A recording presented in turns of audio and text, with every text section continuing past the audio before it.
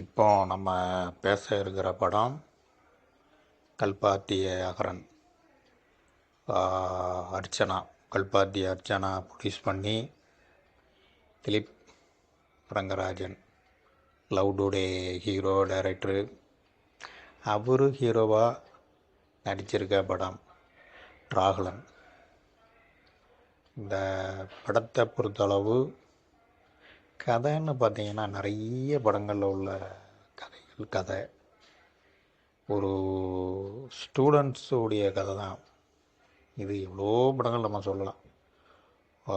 TR காலங்களில் இருந்து மோகன், அப்புறம் முரளி சார், இதயம் முரளி சார்,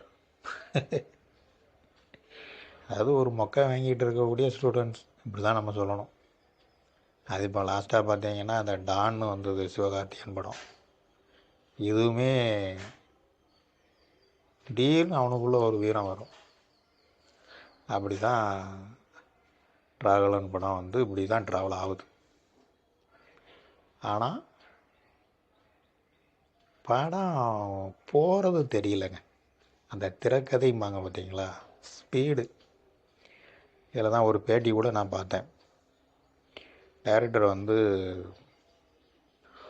ஒவ்வொரு சீனுமே அர்ச்சனா, கல்பாத்தி அர்ச்சனா ரசித்து கோ டைரக்டராக தான் ஒர்க் பண்ணாங்க. அர்ச்சனா மேடத்துக்கு ராகுலன் படம் மூலயமா ஒரே ஒரு கேள்வி, கோட்டு படம் இப்படி நீங்கள் பண்ணியிருந்துருக்கலாமா மேடம்?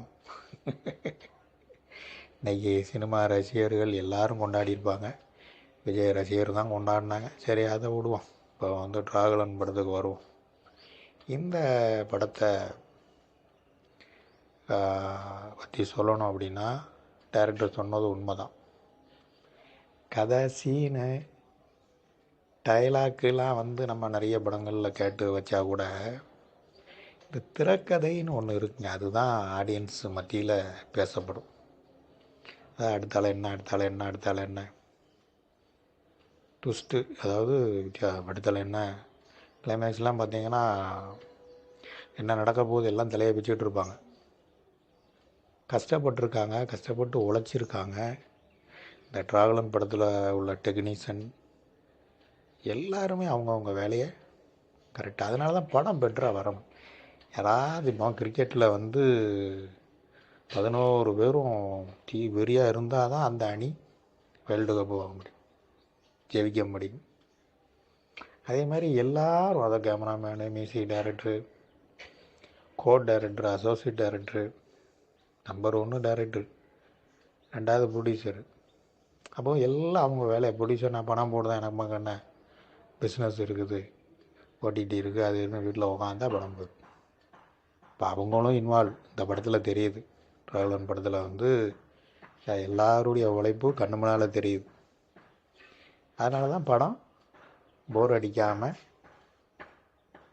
திரைக்கதை நல்லா அமைச்சிருக்காங்கன்னு நான் சொல்லுவேன். அதனால் தேட்டரில் போய் பார்க்கலாம். லவ் டுடே அவர் பண்ண படங்கள், கோமாளி டைரக்ஷன், லவ் டுடே டைரக்ஷன் பண்ணி நடிச்சிருப்பார். இதை எதிர்பார்த்து வராமல் பரவாயில்ல, சுமாராக இருக்கும், நல்லா. அதாவது என்னதுன்னா, அந்த ஜானர் வேறு, இந்த ஜானர் வேறுன்னு சொல்லுவார். நேரம் போக்கு போய் பார்ப்போம்னு பாருங்கள். படம் பிடிக்கும். சினிமா ரசிகர்களுக்கு விரும்பி உட்காந்து பார்ப்பேன். ஒரு ரிலாக்ஸாக அப்படி வரலான்னு சொல்லுவார். எனிவே, ராகுலன் படம் தேட்டரில் போய் பாருங்கள், போர் அடிக்காமல் போகும். ஃபயர் டிவி மூலியமாக அடுத்தால ஒரு நல்ல படம் ரிவ்யூவில் உங்களை சந்திக்கிறேன். நன்றி, வணக்கம். ராமையா சரோஜாராஜ்.